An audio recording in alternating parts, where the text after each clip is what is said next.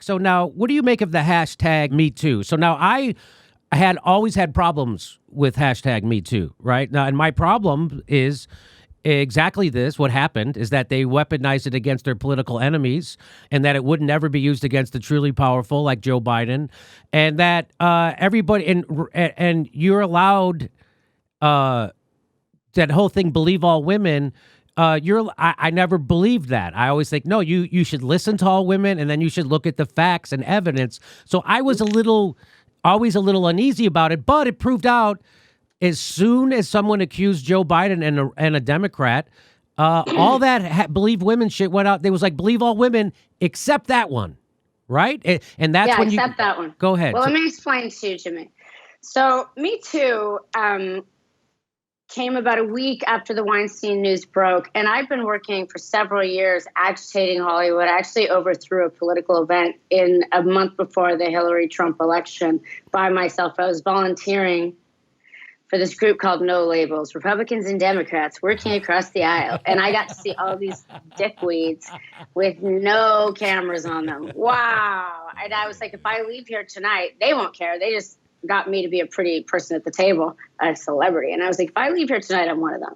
CNN, before I left the building, covered it with Rose McGowan, angrily storms out of the building. So then let's get to Me Too. So I was already agitating these people on the left, right? Just by not being in lockstep with their mentality. And so then Alyssa Milano finds something that says hashtag Me Too. And the thing about Me Too, and this is where it is brilliant, and it's not related at all to what you think, is not that. It's a communication tool. And the media, in their bullshit way, locked onto it as a movement. I didn't see any people in the streets, did you? I didn't see anybody standing for women fighting or men or anybody that gets abused, trans, whatever. Like none of them. There was nobody out there. It was pretty much just me and other people, in their own life stepping up and saying Me Too, because that is a communication tool. Did this happen to Me Too? Had never happened before. Full respect to Tarana Burke for that. I was like, all of a sudden I see this stupid pink hashtag. The Me Too is a pink bubble next to it. And I'm like, is this excluding everybody that's not that wouldn't identify with the pink color? What the hell? All the messages I get, I would say people sharing their pain with me is 65% men. Straight and gay. Easily. And the believe all women thing, it was all politically expedient. I stayed out of that bullshit. I waited for it to pass. I knew what they were doing. And I knew like Alyssa and people like that, these are not fiercely intelligent people by any stretch of the imagination. And I would let Alyssa just, hoist her own petard on that one.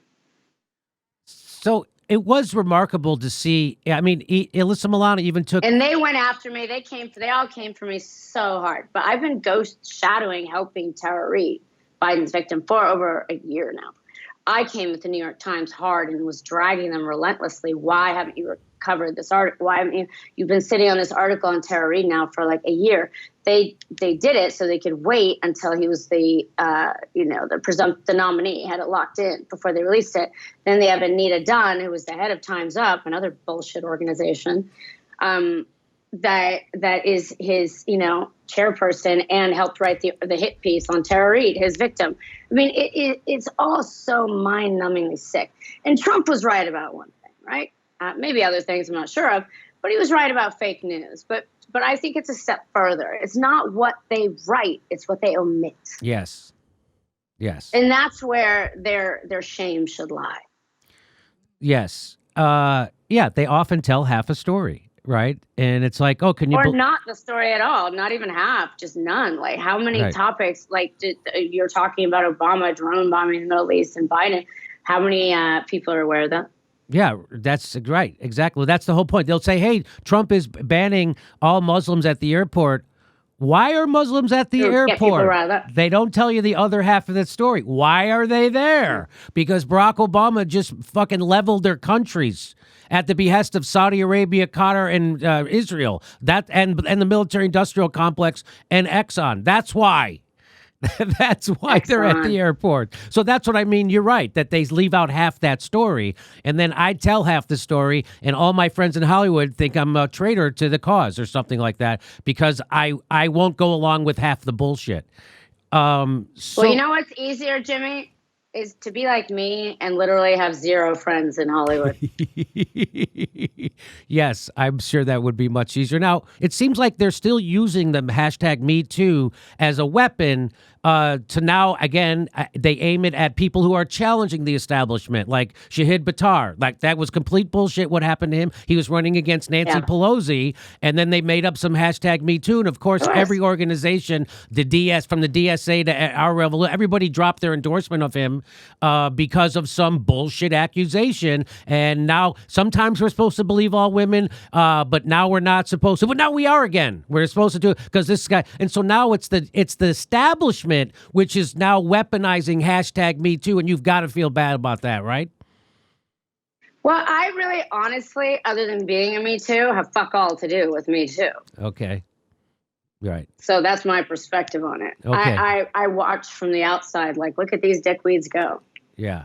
And so, and what makes me angry and what hurts me is the willfully obtuse lack of claiming for it as a great communication tool.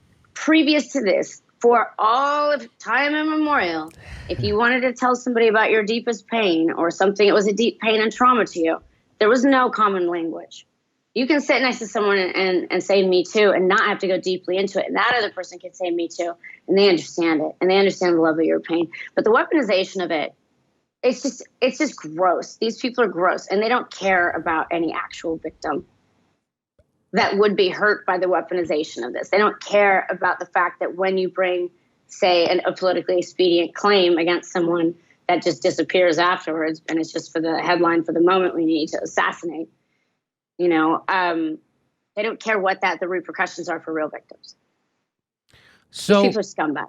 Yes, I couldn't agree more. I'm trying to get people to open their eyes that corruption didn't start in January 2017. The reason we got Donald Trump is because the Democratic Party became the Republican Party and is 100% beholden to the same donor class, the same military-industrial complex, Wall Street, Big Pharma, and the health insurance companies. As Ralph Nader said, the only difference between a Democrat and Republican is how fast their knee hits the floor when a donor walks in the room. That's the only difference, right? And now they hit the floor at the same time.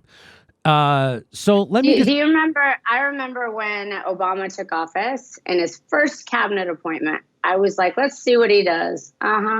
Oh yeah, he appointed George Bush's Treasury Secretary over the worst housing crisis in the world, Timothy Geithner, and that was his very first cabinet appointment to be Treasury. Well, his entire cabinet selection, as you know, probably came from it was revealed by WikiLeaks, came from an email from Citigroup. So Citigroup sends an email with all their picks for Barack Obama's cabinet. Every one of them made it into Barack Obama's cabinet.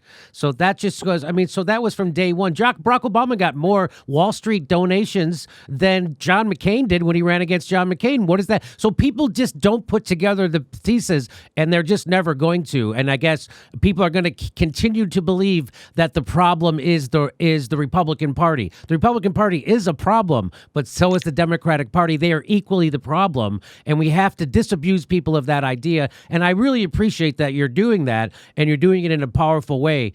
Are there people stepping up to support you besides podcasters? No, but they're but that's not unusual for me. I've been quite alone in this. But I have a lot of allies that have under 100 followers, so they're not considered major. But I have a lot of allies, and a lot of people walk by me, all over the world that are like, keep going, keep fighting. And they gave me, the strength to go on when I was being tortured by, Mossad, when I was being tortured, literally psychologically tortured, and then still out there fighting against these fuckers every day in the media because I knew I could affect change. And what my goal was a cultural reset, Jimmy. It was TNT. It was like, blow it up, okay? When you clean your closet, you make a huge mess at first. Let's do that. Let's examine ourselves. Let's get better by at least 10%. That's my goal. And then you're magically clean. But we have to take our medicine as a society. We have to look at our wounds. We can't just pull our pants down, buy some fancy clothes, and pretend it's not there. Because Obama is not your guy. And Biden, I don't know. I don't need a creepy dude. Democrats tuck me into bed at night. No, and I don't need and it's sad that people do. because they're being 100% lied to. My mother doesn't speak to me at all because of this. No, because she's such a she's such a Democrat. Yeah. I actually orchestrated her and Hillary meeting years ago. Two awkward ladies standing together in a photo. Really? So even after what they've done to you, even after your mother sees that Harvey Weinstein was protected by people like Hillary Clinton, to the point of getting... And Obama's daughter interned for my rapist and many other women's rapists. Really? About 2 to 3 months before he got exposed in the New York Times, yeah. And you don't think Secret Service has dossiers on everybody.